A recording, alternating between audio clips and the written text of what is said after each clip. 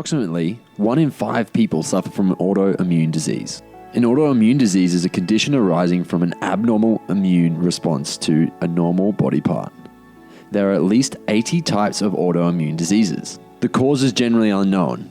Some autoimmune diseases, such as lupus, run in families, and certain cases may be triggered by infection or environmental factors. Some common diseases that are generally considered autoimmune include celiac disease, diabetes type 1, Graves' disease, inflammatory bowel disease, multiple sclerosis, psoriasis, rheumatoid arthritis, lupus, and Hashimoto's. We recognize that you need some help if you are suffering from one of these autoimmune diseases.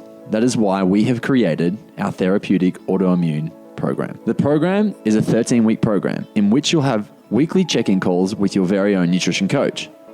Your nutrition coach will help you out with all things nutrition and lifestyle to help you better your symptoms. If you are suffering from an autoimmune disease, you do not have to do it alone.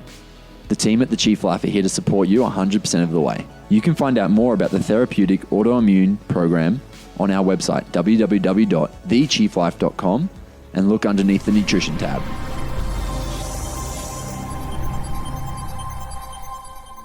Guys, what is up? I just wanted to quickly let you know that we are now running free nutrition consults at www.thechieflife.com. You can book in for a quick 15-minute consult where we get to talk about all things nutrition, all things lifestyle with one of our fantastic nutrition coaches. So if that is something that you feel you are in need of, please jump across to www.thechieflife.com. Can't wait to see you guys booking in.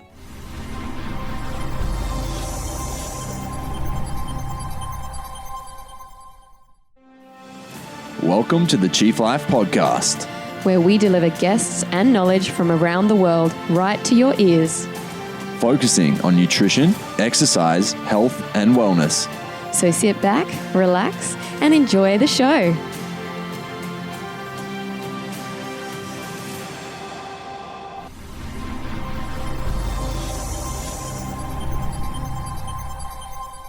The Chief Life Podcast is powered by Athena. You can head across to athena.co and gain yourselves 20 hours of free work from a virtual assistant. A virtual assistant is someone who can do any of the work that you do recurring week in, week out. For instance, for me, it was palming off the editing and the producing of the podcast. So what I've done is I've got myself a VA, Lewis, he's incredible. And each week he comes in and I send him the audio and he puts all of these new sound clips behind it. It's all in place. He posts it up on YouTube. He posts it to the Libsyn, which is where we host our podcast. And I pretty much don't have to do anything from here on out, which is incredible. So you too can gain access to your very own virtual assistant by going to athena.co and using the code CHIEF, all in capitals. Hello and welcome to Low Carb Conversations. I'm your host, Leah Williamson. This week on the podcast, I'm joined by Stacey and Matty Turner from The Chief Life. The Chief Life is a personalized nutrition company helping hundreds of people to live their best lives. Welcome, Stacey and Matty. Thanks so much, Leah. We're excited to be here. Yeah, thanks, Leah. It's going to be a cool conversation. I'm excited for this layout. Yeah, I'm really glad to have you guys on here. It feels weird because we're all in Brisbane, but we're not even in the same room together. The joys of the internet. That's right. The world we live in these days. So it's always great to have fellow podcasters on. So you have a popular podcast called The Chief Life. So I'll link that up in the show notes for everyone so they can jump across and have a listen to your podcast as well. Amazing. Thank you. Thank you. No problem. So you guys both have really interesting health journeys. Would you guys, well, whoever wants to go first, would you like to share your journey with our listeners and a little bit about how you got to where you are today? Yeah, absolutely. Thank you. So I studied nutrition down in Sydney and I always had a passion for food and eating in general. But the major push to study nutrition at uni was around my dad's illness. So I grew up with him from when I was a little baby being a type 1 diabetic, and I was not super impressed as I became a teenager with the information that he was receiving from, I grew up in the UK, so from the dietitians and doctors there. And it just kept pushing me to think like there's got to be a different way to help people with disease, with illness, through food as medicine, rather than just relying on external drugs to try and fix the problem. So with type 1 diabetes, he was always going to have to inject insulin into his body, but the information he was given was to inject as much insulin as he wanted so he could continue eating the diet that he wanted. And so, you know, even people listening to this will probably go, that doesn't sound like very stable advice or sound advice. And so over the years of me exploring ways to assist my dad, I've also come up against my own health issues along the journey, and also been able to help, I guess, thousands of people now. Yeah. Hey, Matty, like through the progression of going online with the business. So yeah, Dad's doing much better with his health. And then I came up against a bunch of autoimmune stuff. So got diagnosed with celiac disease probably almost 10 years ago now. And turned out that they diagnosed me with a lactose intolerance, which is actually more likely an allergy to dairy in general. That was misdiagnosed back then, as well as some thyroid issues that have come up over the years, not quite developed into autoimmune because I caught them early enough, thankfully. And MTHFR, gene mutation, pyroluria, blood disorder. The list can go on if we wanted to. But I think the big thing, Twitter arthritis. I think the big thing to point out, and so Stacey's saying this right now, but she doesn't typically actually like pour them all out, but she'll typically use it to empower her rather than use it as the victim mindset, which is where her dad came from. Yes, yeah. So I see this as a beautiful roadmap. The more diagnoses I receive on what's going on inside my body, I can use that as a tool, as Matty says, to empower myself to make better choices. So every food or lifestyle choice that I make is to help me reduce my symptoms so that I can feel better and live a better life. And so that's kind of where my passion's at, in helping me to do that. And then I live by experience, because then I can help other people. So I feel blessed with all these diagnoses because it gives me a place to work from experience rather than just like, oh, I read this in a book and you should try this. It's like, no, this actually worked for me. Let's see how it goes for you.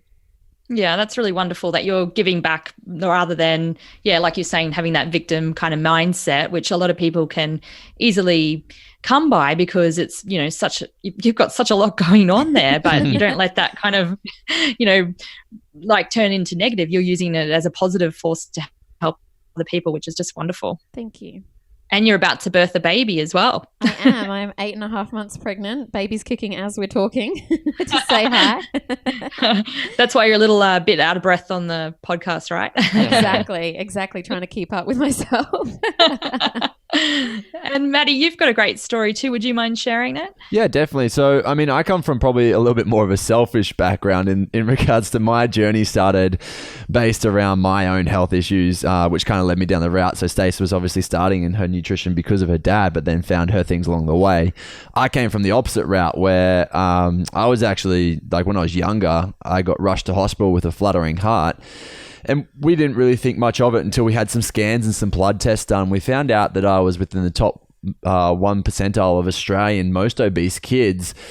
And I had high blood sugar levels and could pretty much keel over from a heart attack at any point in time if I didn't change something, which was pretty scary to hear. I was about 8 or 9 years old, so that's pretty scary to hear as a kid.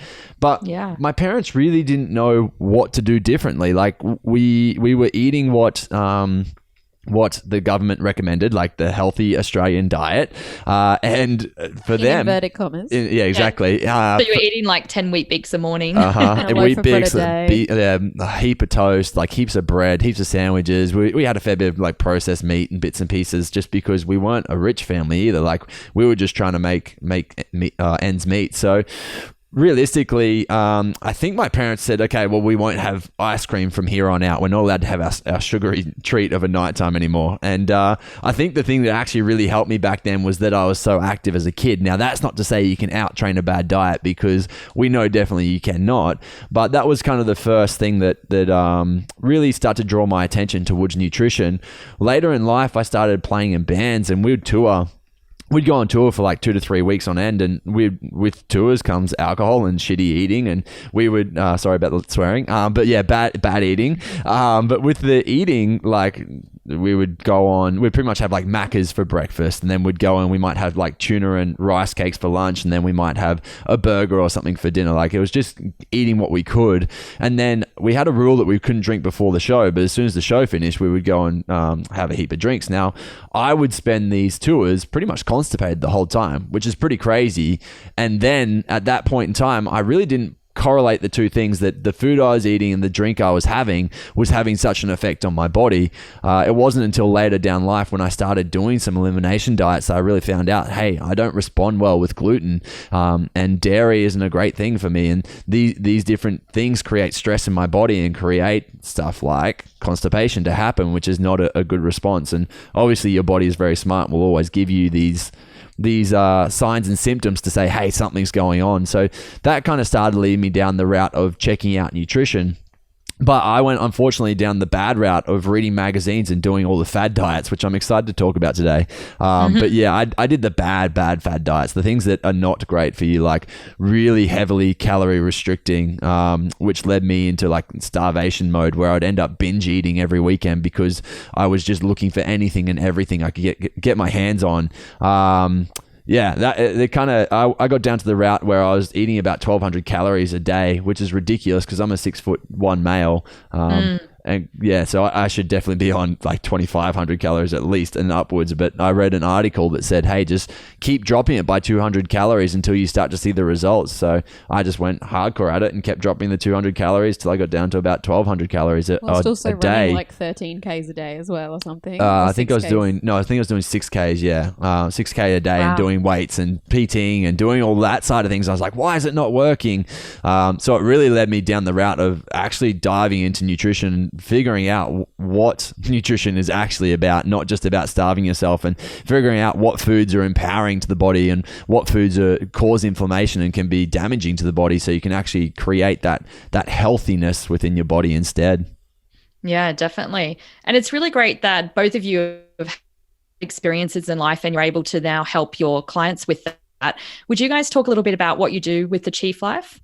Yeah, definitely. So the Chief Life is like a health consultancy company where we help individuals with their own nutrition. And from there, we've kind of started to, like, that's how it started, was just in a gym. We just wanted to help people out in our local area. And so we took it online to say, hey, well, we're helping people in our own gym. How about we start to take it to other gyms that are out in the space? And that's worked really, really well. So what we've started to dive into more now is going out to like workplaces and doing the whole wellness in the workplace, because what we found out is that you can't just give someone a meal plan and expect them to get great results, because it's not just about nutrition. Funnily enough, there's a lot of other things that happen in life that can create stress on your body and that can stop you from dropping weight and that can be the cause of you gaining weight to start with. So we started not only diving into nutrition, but diving into lifestyle as a whole piece. So from there, we've kind of built the business up to be a really fun project for us, and it's really cool. It's really rewarding business to be in, to be honest, because we get to see great results from individuals.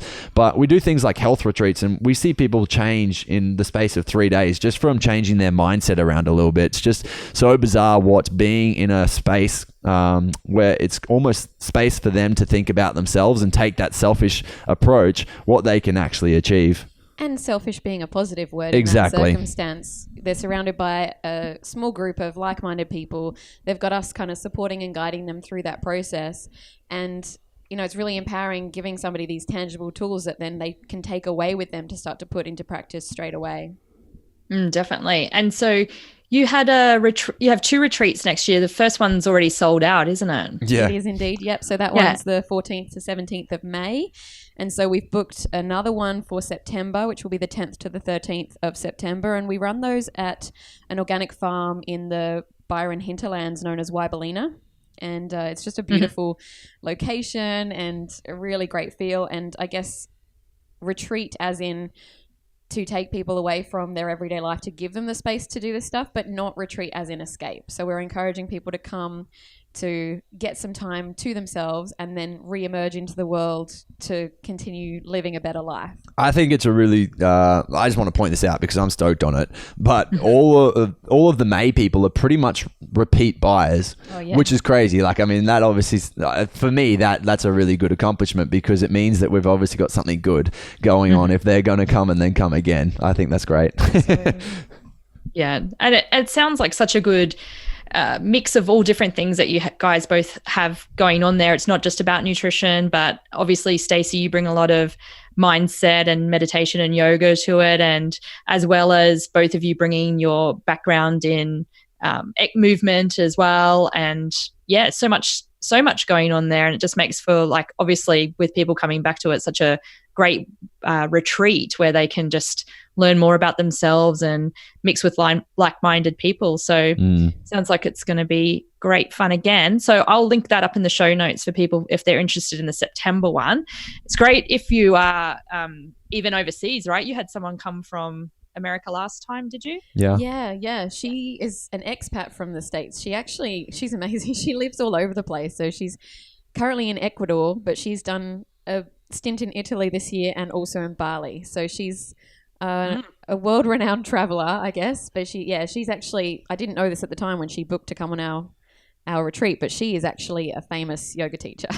Oh, right. Which is pretty cool. And she loved our retreat. Yeah. So we were it was good. Very excited to have her there. Well, anyone in the US thinking about traveling, or New Zealand, or anywhere in Australia as well, everyone can come from all over. Byron Bay Hinterland is such a beautiful area, and September is going to be a very nice time of year down there. Definitely. So, yeah. All right. So we've got a few articles to go through today. So the first one we're looking at is called The Lowdown on Fad Diets, Atkins, Ketogenic, Paleolithic, and more. And it talks about how fad diets get a bad rap for being extreme and unsustainable because they encourage rapid weight loss. But is there truth in that? And then the article is questioning whether all fad diets are bad for you, and goes through and assesses just those popular ones that I just mentioned. So Atkins, keto, paleo, zone, Mediterranean, and macrobiotic.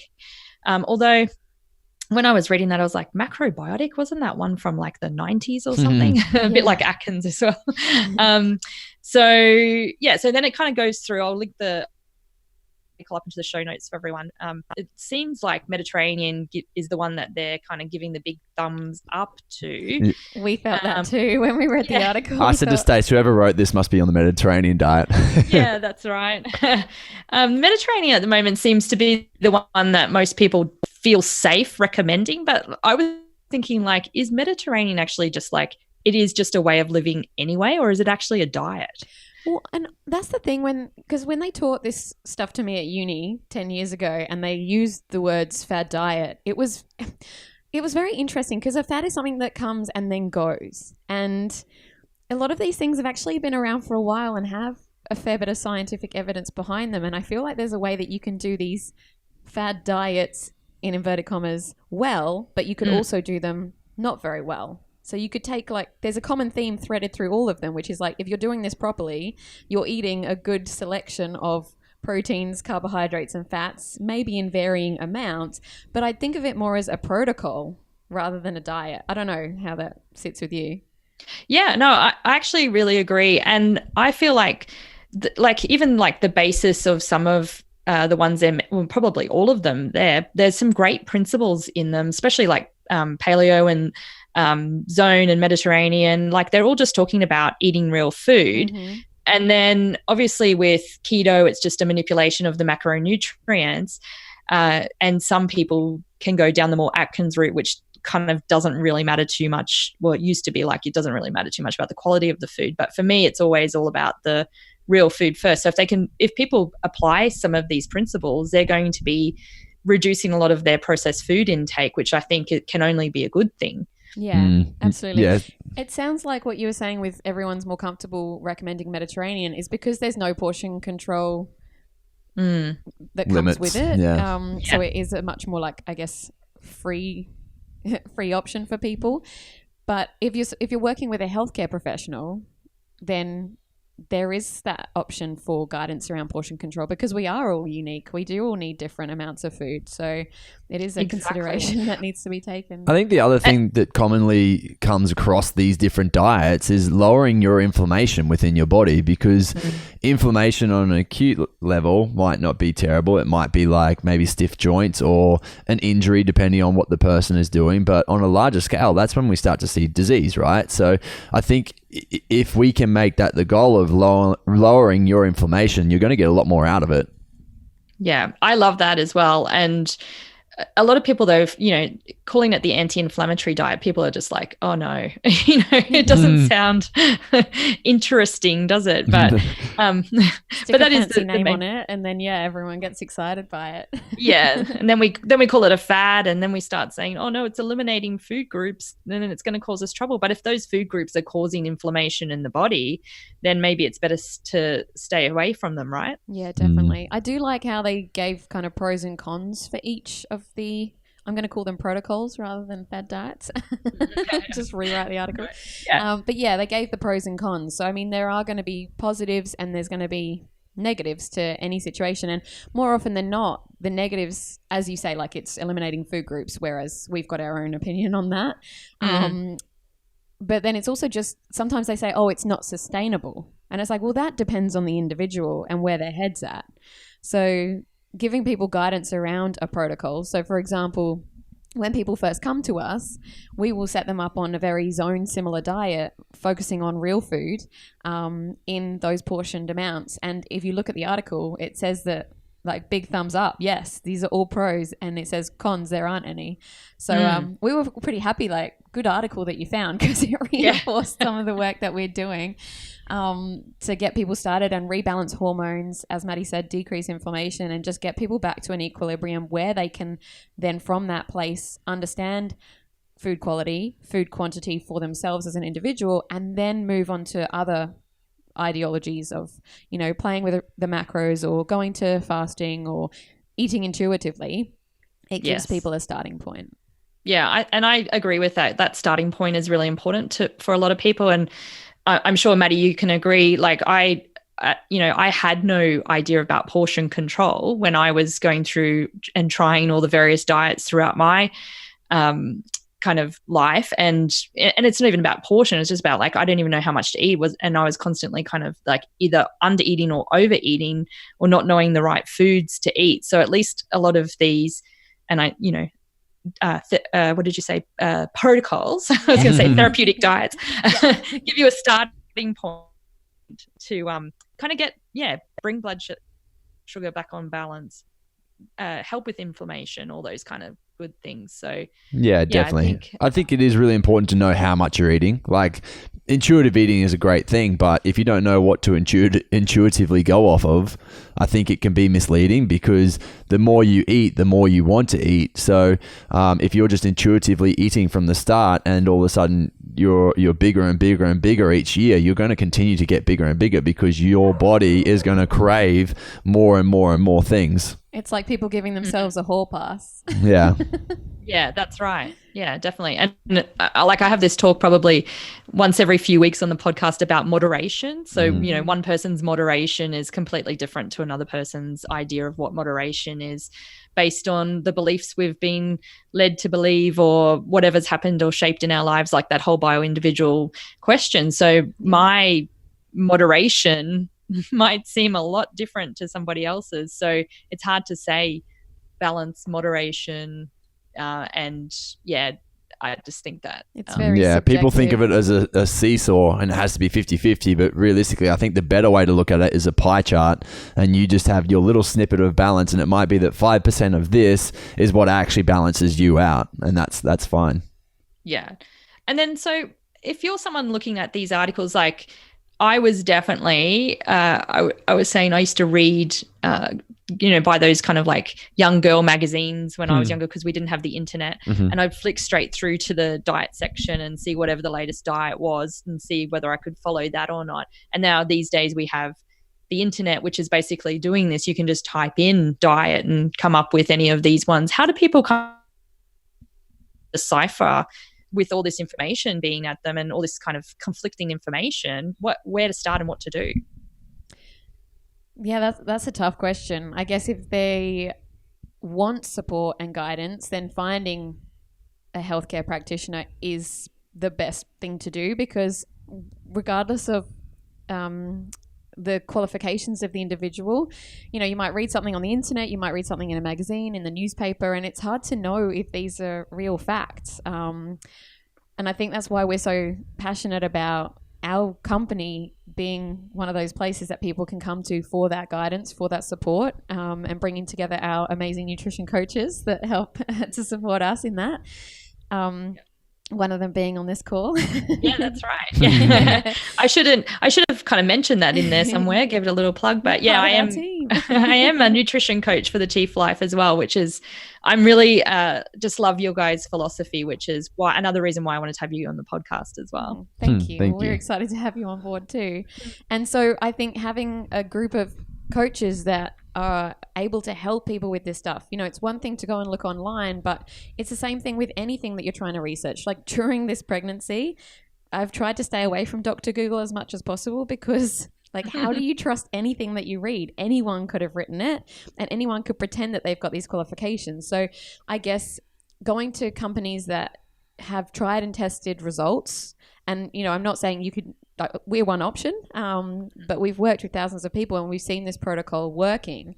And so we want to help people to achieve their best selves. And yeah, I think there's that is that saying, live off of the shoulders of giants. So it's learning through other people's mistakes. And pretty much, I think a good way to look at it is typically anyone who started a nutrition company is going to have come from some pain point themselves. Typically, like that's generally how it's going to be. But I think one important thing to say is if you're just getting it from a magazine, it's not a personalized approach, which means like unless you're doing some form of calculations or unless you're actually figuring out your daily energy output compared to your size and your bits and pieces that you're trying to achieve, like unless you're going through that, it's never going to be a personalized approach. So that's definitely something that I think is very valuable for the listener is, hey, if you're looking for a new approach, there has to be some form of like calculations to be able to make sure that it is for you. That's right. And at the end of the day, there is no magic pill that's going to just suddenly help you lose all that weight or whatever the health priority is for you. And I think as humans, we naturally try to search for that all the time. And we get frustrated when we can't see it working instantly. And we do need to give some things some time. And I like to tell listeners that just starting by looking at what they're eating and whatever is, processed, swapping that out for something fresh and real and whole food is a great start. And then after that, then there might need some individualization, or if you have some health priorities, then seeking the professional help that resonates best with you. And it might be a bit of trial and error till you find the right approach that works for you. I mean, like I tried Weight Watchers 20 billion times when I was younger. Kept going back. But there's a whole lot of especially in the low carb world, I like to say this a lot too, that there's a whole lot of different ways of approaching how you do this. And some people might sit better with higher carbs and people might sit better with lower carbs. And it's just not the right thing to say to people that you must eat exactly this amount this way. And that really frustrates me when I see people saying that. Absolutely. And even going down more of like the women's health route, that can change across a month because like we're cyclical beings. Phases, so you've got 2 weeks where you should be eating maybe slightly higher carb, and then 2 weeks where maybe you should be eating slightly less. And then depending on what stage of life people are in, they might need to, if somebody's experienced adrenal fatigue, then their diet's going to be very different to if they're pregnant or, if they're just or if they're training for an endurance event, or there's just so many different factors that come into play that people are going to need, as Matty said, a much more personalized approach. Yeah, definitely. Okay. Well, next we're going to look at another article still in the, I guess it's not really a fad diet anymore, although some people try to lump it into that category, and that is intermittent fasting. Now, this is something that has been around for forever as well. And so the article is called Intermittent Fasting Made My Life Easier and Happier. And the article goes through a journey of a type 1 diabetic enjoying the benefits of fasting as recommended by Dr. Jason Fung and Dr. Jake Kushner. And just side note, I met Dr. Jake Kushner when he was out here in Australia at Low Carb Down Under last year. And we're almost due for Low Carb Down Under this year in October 12th. That'll be coming up. So just a little side plug there. If anyone's thinking about coming to Low Carb Down Under, it's in October on the Gold Coast. I'll link that up in the show notes. So anyway, we're talking about fasting. Matty, you've been trying a bit of fasting and you've had some pretty good results with it. Do you want to talk us through how it worked for you? Yeah, definitely. I think being in this position, I'm in a stage where I like to be a guinea pig, so I like to trial and error a whole bit of different methodologies and bits and pieces. And intermittent fasting was something that I really enjoyed. Going into chronotypes a little bit, which is like your sleep patterns, how your circadian rhythm works. I'm of the type of person that works really well with not eating straight away in the morning, and someone who can generally like nap whenever I'd like to. And that's just like a typical, I think the best way to work around the chronotype is to go to thepowerofwhenquiz.com, which is Dr. Michael Bruce's page, where you can do a little quiz and it tells you which animal you are. And based on that, typically we can find that some people respond really well to intermittent fasting and some people don't respond that well to intermittent fasting. So Maddie's a bear and bears do really well with intermittent fasting. Yeah. So if you're a bear, that's a really good protocol for you to be doing. But realistically, intermittent fasting is really good for a lot of people to trial out. And what it comes down to is just reducing your eating window.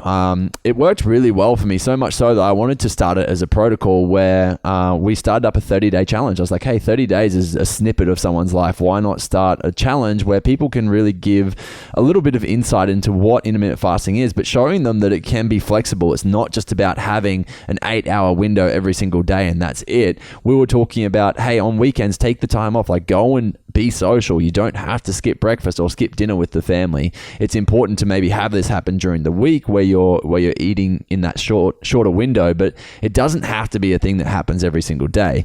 The other thing that I did within the fasting challenge was I actually made them macro count and do a carb cycling protocol. So we just jumped between a high fat day and a high carb day. But that also gave them a lot of insights into macronutrients, the food that they were eating. So it was a restricted eating window, but they had to hit a certain amount of food each day. It was education around both sides of it. And I think so often intermittent fasting gets sold as just skip your breakfast out, eat your lunch and dinner, and then you'll lose weight because you're in a caloric deficit, which is all well and good for a little bit of time. But I would say within a few weeks, you're going to crash and burn. What it really comes down to is making sure you're getting all of your food in that you're meant to be getting in that day, every single day.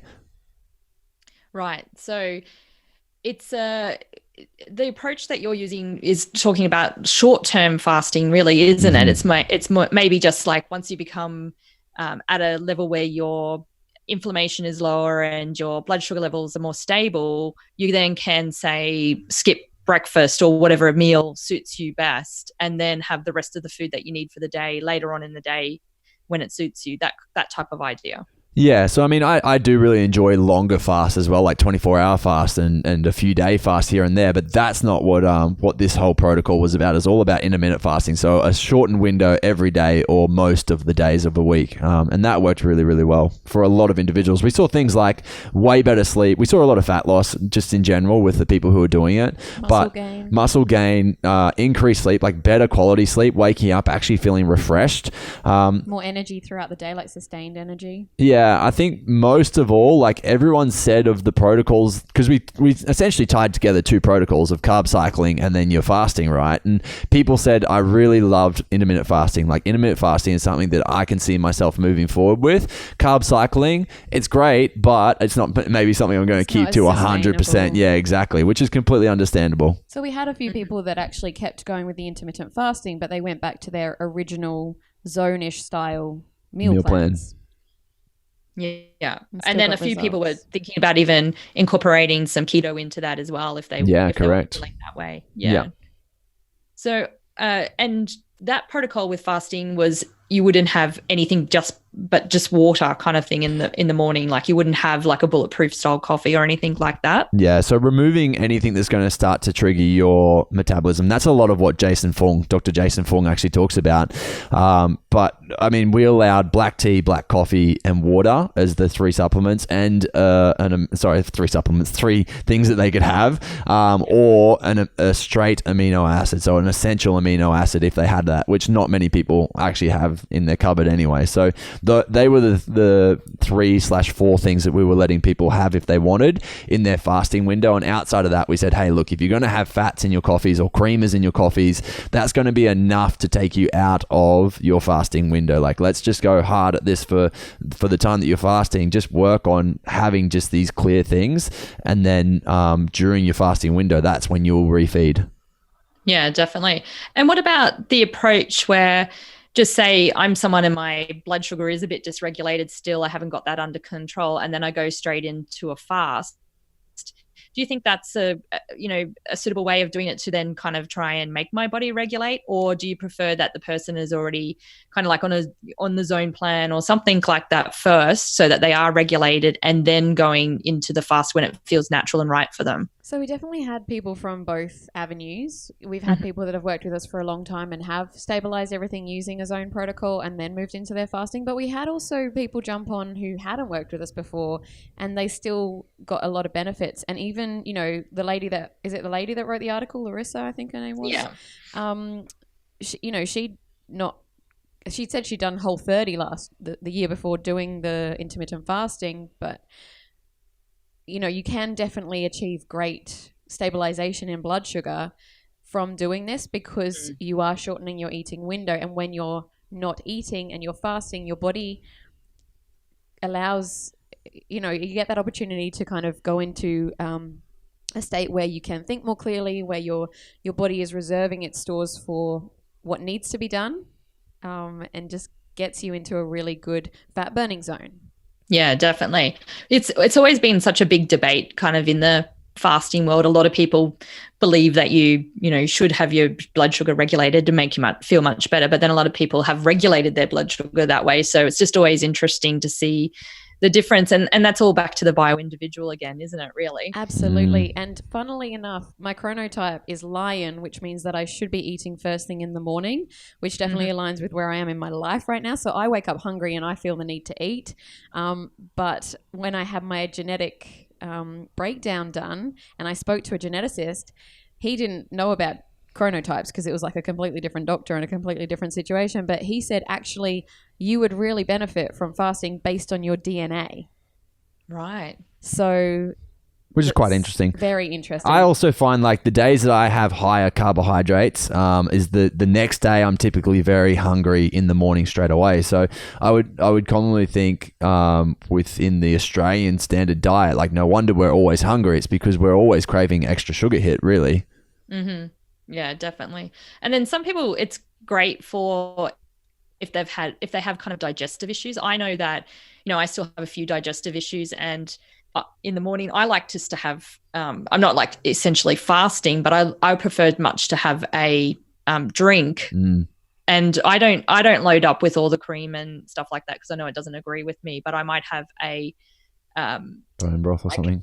Well, yeah, like a broth with a bit of ghee in it or something like that, if I can have ghee, or maybe a bit of coconut cream in it or something like that, just a bit of MCT oil or something, just to have a little bit of fat in it, but not overloading the fat. And I find then that can get me right through until like lunchtime, and then I actually feel hungry and then want to eat then. Yeah. So yeah, I actually did that for a long time. That was my sort of methodology as well, was just have a high fatty drink of a morning. And that also worked really well. But now you've been able to transition to nothing other than black. Yeah. Well, that's great. And there's so many great drinks out there now too. Like I just like, mushrooms, the mushroom drinks are, I'm finding a fantastic. I like a bit of lion's mane or cordyceps in the morning. Yeah, definitely. A bit of broth. Or for people that maybe are looking to calm a bit more, reishi or reishi, however you want to pronounce it, is a good one for helping to reduce Chill anxiety. the system. Yeah. I think one thing I wanted to point out about that article is that the writer made it seem very like you could just go and eat whatever food you wanted to eat, and because you were fasting it was fine, but then later pointed out that they eat a really clean diet. And so I feel like it's not one of those things that's you have to be really clear with that food quality and quantity is always going to be important no matter what protocol you're doing. So at the end of the day, you do need to be eating good quality food.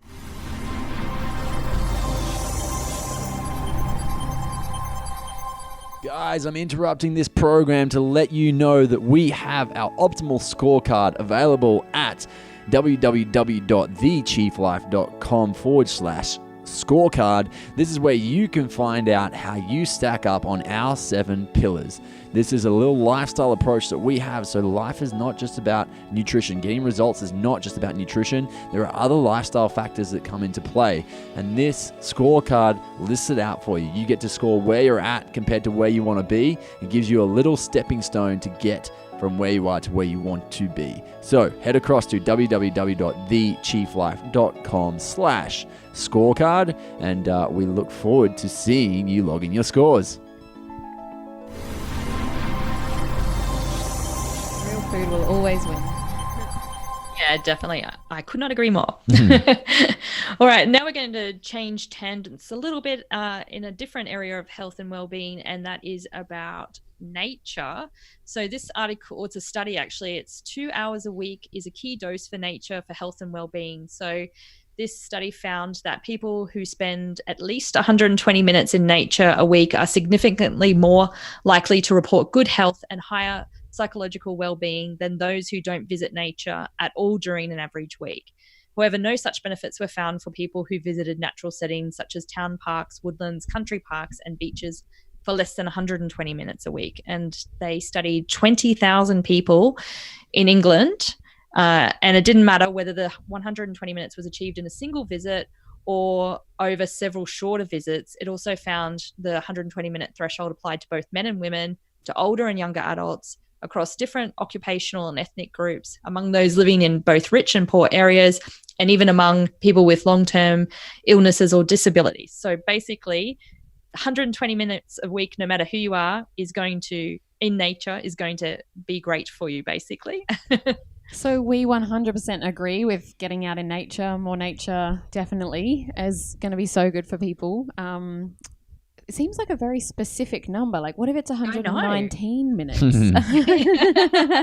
But obviously just getting more time in nature is the goal. And so, yeah, I mean, if they spread that 2 hours across a week, then as long as they're hitting, 20-ish minutes a day, then they're going to hit that 2 hours. And that's not really much to ask. We often say to people, go and eat your lunch out in the park.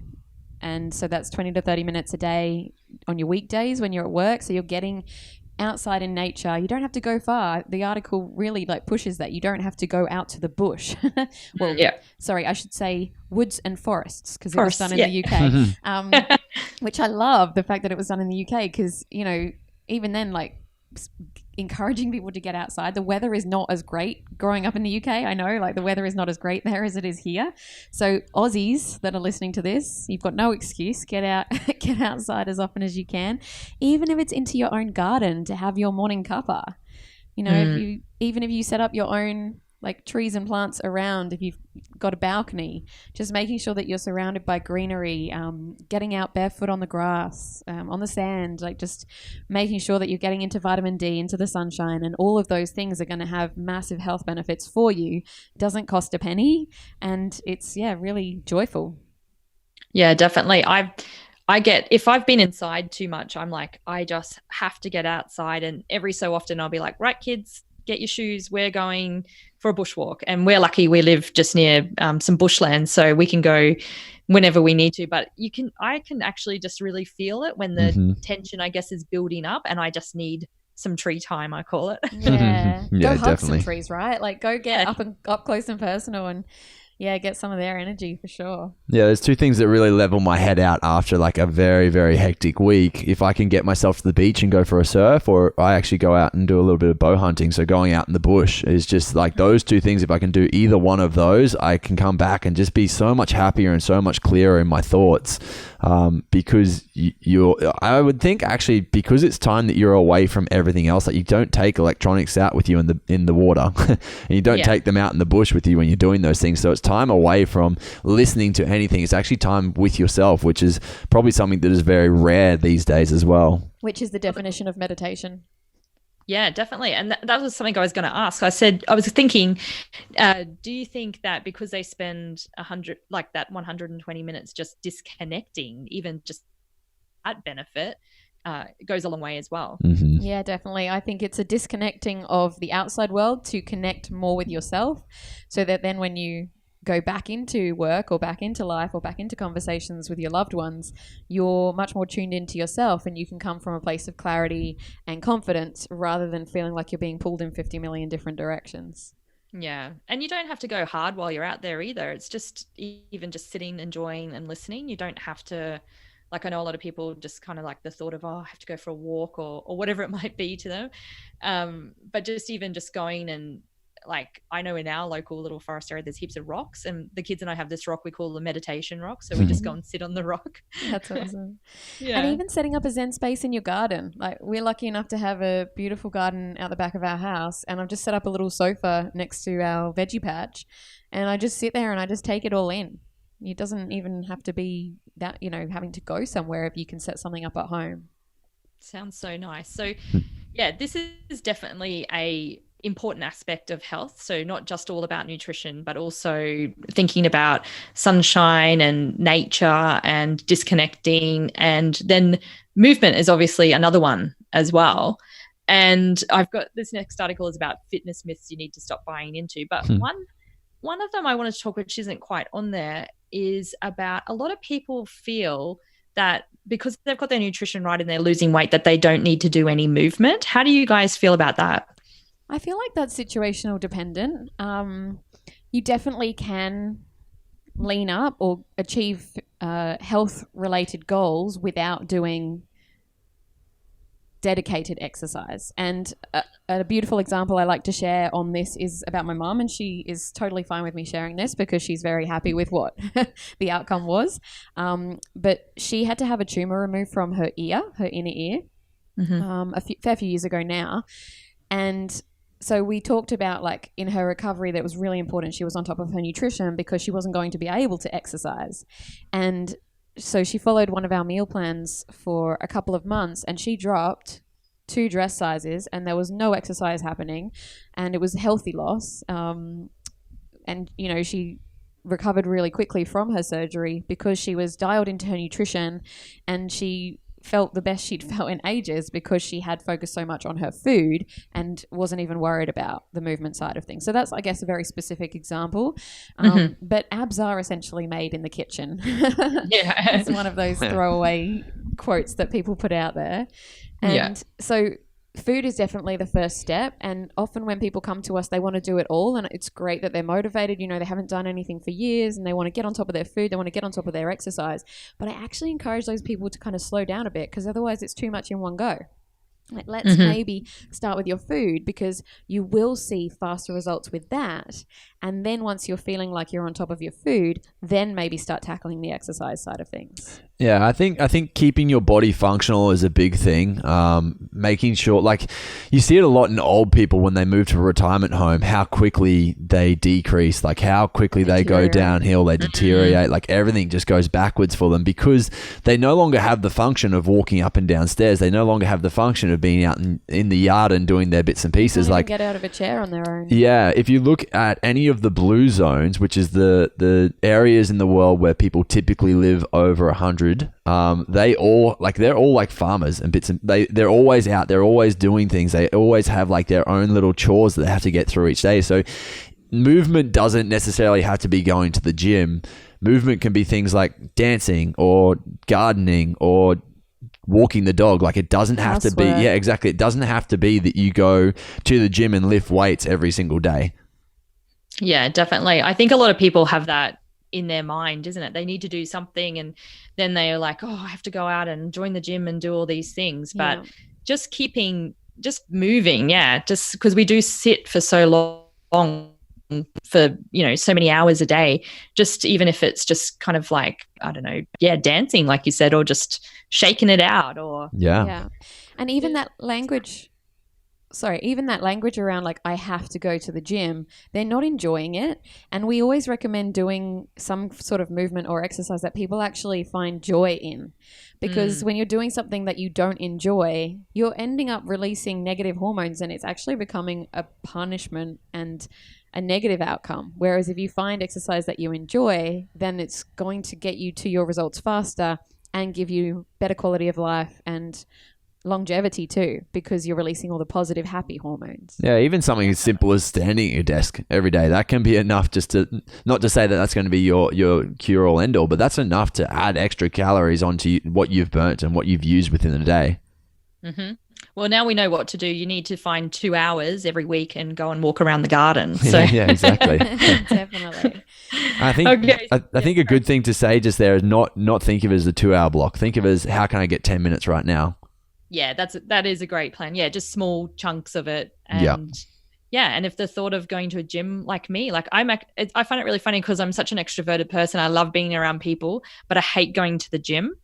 And, you know, that doesn't bring joy to me. That actually brings stress. It's like, how am I going to find a park? And when I get in there, am I going to get the machine that I want? And so to me, it's just kind of like I have to eliminate any thoughts about going into the gym because I get pre-gym anxiety.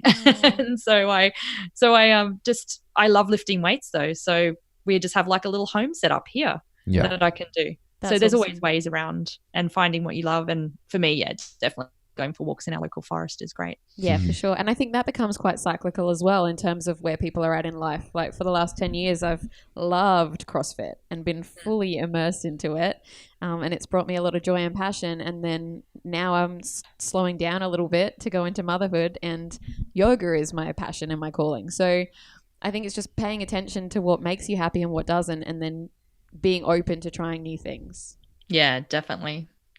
Okay, so what about these myths here? Are we going to debunk these? So do you need a protein shake to build? No, you do not. So, I mean, this comes down to protein. A protein shake is just extra protein, but unfortunately sometimes they have a lot of different additives into them. Sometimes, like depending on the person, they might find that having a whey protein shake is actually what causes bloating in their system because of the dairy. So protein shakes are great. They are a great supplement, but they are a supplement at the end of the day.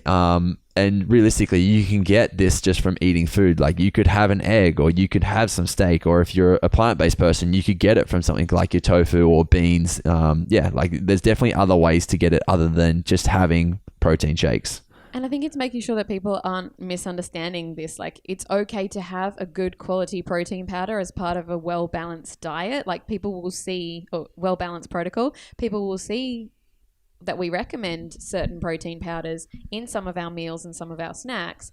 But this is to make life easier eating good quality food and getting a variety across the board so that they are getting a lot of micro and macronutrients. But we're not just saying, you know, if you want to gain muscle, you have to have a protein shake every day. Yeah.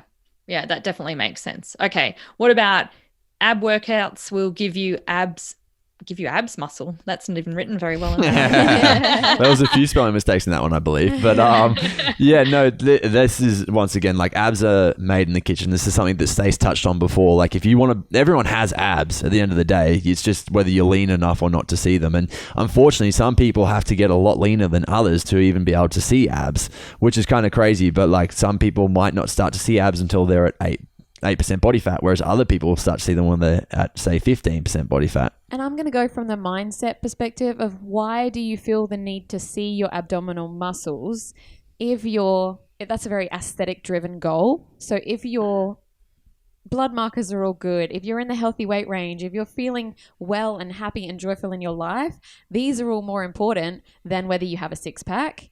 And as a byproduct of chasing those other goals, you might end up seeing your six pack, but that shouldn't be the driver. So I guess that's just me kind of putting a little bit of a holistic spin on it. Yeah. No, I like that. But at the same time, something that CrossFit taught me is that, crunchy type movements aren't going to help build abdominal muscles.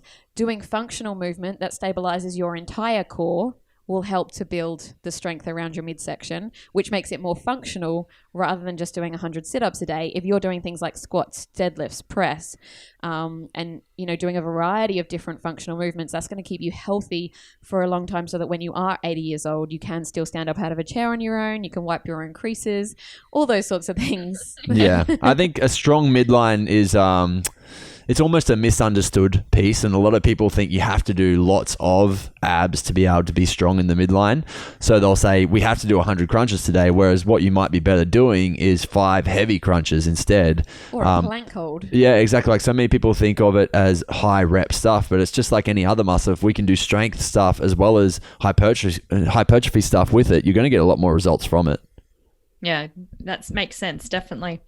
Okay, so I am showing my age here because I was old enough in the 90s to believe that cardio was the only way to lose weight. Is it? Definitely not. So cardio, if we look at it as a piece, it actually creates cortisol in the body, which is kind of crazy because we are led to believe you have to do a whole heap of cardio to be able to lose any sort of body fat. So but cortisol is the stress hormone. Yeah, stress hormone that actually promotes having more body fat, like around the midline in particular. So a lot of people will go and do days and days of cardio in the gym, not realize that they're increasing their cortisol in their body, and then come and say, well, why can't I lose this like stubborn layer of fat? I work my ass off in the gym. And realistically, this can be down to like if you can do things more so focused around nutrition and focused around some actual building your lean muscle from doing some form of weights exercising, we can see a lot better of a result from that. Yeah, definitely. Okay, so what about squats are the most effective butt building exercise? So again, a very aesthetically driven goal. I don't know if I would be looking at it from this perspective, but squats are amazing at building strength through your gluteals, but also through your posterior chain, so all the muscles on the backside of your body. And I agree with the article in that accessory exercises and other functional leg exercises are going to be important. So deadlifts, lunges, they refer to fire hydrants. So that's where you're on all fours and you lift up one leg kind of like a dog peeing on a fire hydrant, which we don't have here. But just to give you the visual there. Having a variety, same with our food. If we're getting a variety, then it's going to be really good for us. So if we're getting a variety of butt exercises, then it's going to help our booty to grow, if that's your goal. But it's going to give you the strength and the functionality that is more beneficial as well. I want to point out really quickly that all of the best squatters actually have the biggest bums. So if you've got correlation, if you've got someone who has a strong bum, like strong glutes, they're typically going to be a good squatter. Yeah. And there's a genetic part there too. Yeah, definitely. I am the best squatter. Okay. And then the last one they've got here is you can't turn fat into muscle. Agree. There's no magic wand that can be waved to just switch that weight into other weight. They're different items in the body. Yeah, they're very different structures within the body. But if you're doing the things that we're talking about of, eating a cleaner, real food diet, doing more weight training mixed in with some metabolic type stuff, which is I guess what people call cardio, then you're going to see a decrease in fat and an increase in muscle. So it's not actually that you're trading, it's not like one's magically converting into the other, but there will be a ratio change of the composition within your body. Yeah. When I read that, I was like, did we always think that? Yeah, is that something that people actually think believe is a real thing? And I guess it is. Like when because I used to have a much bigger focus on weight. So when I was seeing my one-on-one clients, it's like, okay, I'm going to weigh you, and they've probably weighed themselves every single day since I've last seen them, and there's been multiple weighing through the day, and they think if they cut their hair, that it's going to make a difference to the number on the scales, right? And it's like, but doing those things doesn't affect your muscle to fat ratio, and that's where I started. Like when the lady said to me, "Oh, I got my hair cut so I'd be lighter," I was like, okay, we're missing the point here. Like, we need to change the focus. Let's get away from the number on the scales and change the focus to how you feel and your wellness level. Yeah, it can be so damaging. And I think a good example of that is I changed my diet and changed my body fat percentage by 3% body fat difference, yet I still weighed, I actually ended up weighing, I think 500 grams more. So it just goes to show like that weight on the scales is nothing. Like it shouldn't even be looked into that much. What you really want to focus on is like body fat percentage through a DEXA scan or hip and waist measurements. Yeah. And how you feel, obviously, your health markers in those terms are always a huge one as well. Definitely. Yeah. Well, this has been so fun. I love chatting with you guys. Is there anything besides, birthing the baby and, welcoming parenthood that the Chief Life is getting into next? Yeah, we've got a lot going on because we've got a whole awesome team on with us, a whole new team, which is really exciting. We've got a lot of different things happening in the background, but one thing that's about to start is our therapeutic program, which is pretty much an autoimmune protocol that we're really trying to go on to. So helping individuals who have suffered and who continue to suffer to really try to dial in, hey, like if you've got Hashimoto's, like this is something that we can really look into, and having a weekly check-in call with a coach to make sure, like a half-hour weekly check-in call. It's like having a consult every single week to make sure that everything that you're doing is correct and healthful for you, and working around maybe some of the mindset things, not only the nutritional stuff. So that's really exciting. Something that we've had we've had it out for a while now is Stacey's book. Do you want to talk about that for a sec, Stace? Yeah, absolutely. So I wrote a book that's I guess a pocket book.